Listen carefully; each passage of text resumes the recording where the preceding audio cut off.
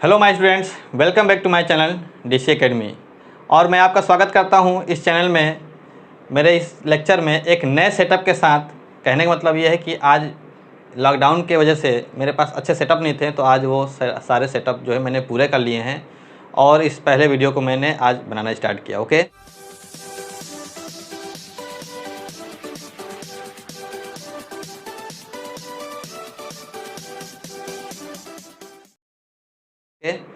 तो मैं आज पहले लेक्चर में सबसे इम्पॉर्टेंट टॉपिक के बारे में बात करूंगा, जिसका नाम सुनकर बच्चे जो है परेशान हो जाते हैं और घबरा जाते हैं कि ये सर क्लास क्या होता है। ठीक, तो मैं आज आपको क्लास के बारे में इस प्रकार से एक्सप्लेन करूंगा कि आप वाकई में कहेंगे कि सर ये तो बहुत ही आसान था, मैं तो फालतू में ही डर रहा था। ठीक है, तो आइए देखते हैं क्लास। तो देखिए, क्लास को हिंदी में कहते हैं उपवाक्य। क्या कहते हैं? उपवाक्य। तो अब उपवाक्य कहते हैं अगर इसे, तो ये बना है वाक्य से। वाक्य और एक उपवाक्य, जैसे कप्तान और उप कप्तान होते हैं, एक दूसरे के साथ रहते हैं, वैसे ही वाक्य और उपवाक्य हैं, यानी कि सेंटेंस और क्लास हैं। अगर सच बताएं तो देखिए, सेंटेंस ही क्लास होते हैं, सेंटेंस ही क्लास होते हैं। कभी हम इसको सेंटेंस बोलते हैं, कभी हम इसको क्लास कहते हैं। तो कब हम इसको सेंटेंस बोलेंगे, कब इसको क्लास के बोलेंगे, आइए पहले उसको समझते हैं। जैसे लिखा हो, कोई लड़का है, Ram work hard, he failed. Okay, तो देखिए, राम वर्क हार्ड ये एक सेंटेंस है, ही फेल्ड भी एक सेंटेंस है। ठीक, अभी ये सेंटेंस है। अब इसको जोड़ करके जब एक सेंटेंस बनाएंगे तो बनेगा क्या? देखिए, Ram worked hard but he failed. Okay, तो अब देखिए, अभी तक हम इसको सेंटेंस बोल रहे थे कि ये एक क्या है, आपका सेंटेंस है। ये भी आपका एक क्या है, सेंटेंस है। लेकिन अब ये जुड़ गया एक कंजंक्शन से, तो अब इसको हम एक सेंटेंस, ये यहाँ से यहाँ तक ये पूरा एक सेंटेंस है, लेकिन अब ये दो क्लास से जुड़ करके बना है, तो इसको हम कहेंगे क्लास। अब जिसको हम पहले सेंटेंस कहते थे, अब उसी को हम क्या कहेंगे? क्लास कहेंगे। तो बड़ा आसान है, देखिए कितना आसान है। जिनको हम सेंटेंस कहते थे उन्हीं को हम क्लास कब कहते हैं? जब ये जोड़ करके एक दूसरा सेंटेंस बन जाते हैं, यानी कि सेंटेंस में आए हुए वाक्यों के छोटे छोटे भाग को क्या कहते हैं? क्लास कहते हैं। ये हो गई इसकी डिफिनेशन। बताइए, समझ में आया कि नहीं आया? कितना आसान है क्लास। क्लास तो सेंटेंस ही था, आज हम जान लिए हैं। ओके, तो देखिए, क्लास तीन तरीके के होते हैं। एक प्रिंसिपल क्लास, एक प्रिंसिपल क्लास, एक कोऑर्डिनेट क्लास और एक सबऑर्डिनेट क्लास। ये तीन क्लास होते हैं भाई, एक प्रिंसिपल, एक कोऑर्डिनेट क्लास और एक सबऑर्डिनेट क्लास। देखिए, प्रिंसिपल क्लास को कहते हैं मुख्य उपवाक्य, इसको कहते हैं अनाश्रित उपवाक्य, इसको कहते हैं आश्रित उपवाक्य। ठीक, तो अब ये समस्या आती है कि सर प्रिंसिपल क्लास कैसे पहचाना जाए, कोऑर्डिनेट क्लास कैसे पहचाना जाए, सर सबऑर्डिनेट क्लास कैसे पहचाना जाए।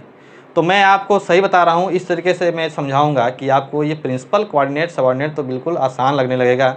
ये कभी भी आप भूलेंगे नहीं, चाह करके भी नहीं भूलेंगे। देखिए, इसी सेंटेंस में बात करते हैं, ही वर्क हार्ड ही फेल्ड। इसमें दो क्लास हैं। तो देखिए, सबसे पहले मैं बात करूंगा प्रिंसिपल क्लास की। तो प्रिंसिपल क्लास वे क्लास होते हैं जो कंजंक्शन से पहले लिखे जाते हैं। ये बात आप रट लीजिए, इसको समझने की जरूरत ही नहीं है, इसको आप तो ऐसे ही याद कर लीजिए। ऐसे क्लास जो कंजंक्शन से पहले हैं उन्हें प्रिंसिपल क्लास कहते हैं। इसका मतलब ये कौन सा क्लास है? प्रिंसिपल क्लास है, क्योंकि ये कंजंक्शन से, तो कंजंक्शन से पहले आया हुआ क्लास क्या हो गया?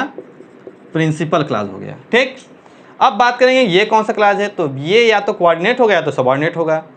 तो कोऑर्डिनेट और सबऑर्डिनेट में अंतर समझते हैं। जरा एक सेंटेंस और लिखते हैं, एक एग्जाम्पल लिखते हैं हम यहाँ पर। जैसे लिखा हो, Ram says that the earth moves round the sun. Okay, the earth moves round the sun. तो इसमें आप बताइए ज़रा ये सेंटेंस में कि यहाँ पर ये कंजंक्शन है, दैट क्या है? कंजंक्शन है। इससे पहले आया हुआ वाक्य प्रिंसिपल क्लास है, प्रिंसिपल क्लास तो आपको बड़ा अच्छे से समझ में आ गया कि भैया प्रिंसिपल क्लास जो कंजंक्शन पहले आए। अब देखिए इस क्लास की बात करें तो ये कौन सी क्लास है और ये कौन सी क्लास है, ठीक।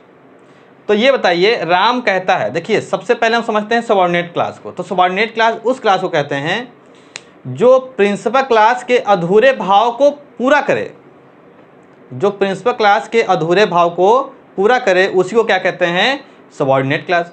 तो देखिए राम सेज, अब राम कहते हैं, भाई क्या कहते हैं, बिना ये लिखे इनके बात को समझ पाओगे आप। राम क्या कहते हैं बिना ये लिखे समझ में नहीं आनी है, तो इसलिए ये क्या है, प्रिंसिपल है और ये क्या है, सबऑर्डिनेट है। तो ये आपका क्या है, सबऑर्डिनेट है, ठीक। अब देखिए, अब कोऑर्डिनेट क्या होता है, अनाश्रित, जो एक दूसरे के ऊपर आश्रित ना हो, समानपदीय हो। देखिए ये आश्रित है, ये प्रिंसिपल क्लास जो है इस पे आश्रित है कि नहीं आश्रित, ये दोनों एक दूसरे पर आश्रित हैं। यानी सबऑर्डिनेट क्लास उसी कहते हैं जो प्रिंसिपल क्लास के अपूर्ण भाव को प्रकट करता है, उसको क्या कहते हैं, सबऑर्डिनेट क्लास, ठीक। अब जरा कोऑर्डिनेट क्लास समझते हैं। तो कोऑर्डिनेट अनाश्रित, जिनका प्रिंसिपल क्लास से कोई बहुत ज़्यादा लेना देना ना हो। जैसे देखिए अब राम कठिन परिश्रम किए हैं, वो फेल हो गया, बताइए फेल होने के लिए कोई कठिन परिश्रम करेगा क्या, नहीं करेगा ना। इन दोनों कोई आपस में संबंध लग रहा है, नहीं लग रहा है, तो ये आपका हो गया कोऑर्डिनेट क्लास। क्या हो गया ये, कोऑर्डिनेट क्लास। तो ये आपका बन गया कोऑर्डिनेट क्लास। तो देखिए कोऑर्डिनेट क्लास किसे कहते हैं, सबऑर्डिनेट क्लास किसे कहते हैं, सबऑर्डिनेट जो प्रिंसिपल क्लास के अपूर्ण भाव को पूरा करे वो होता है सबऑर्डिनेट क्लास।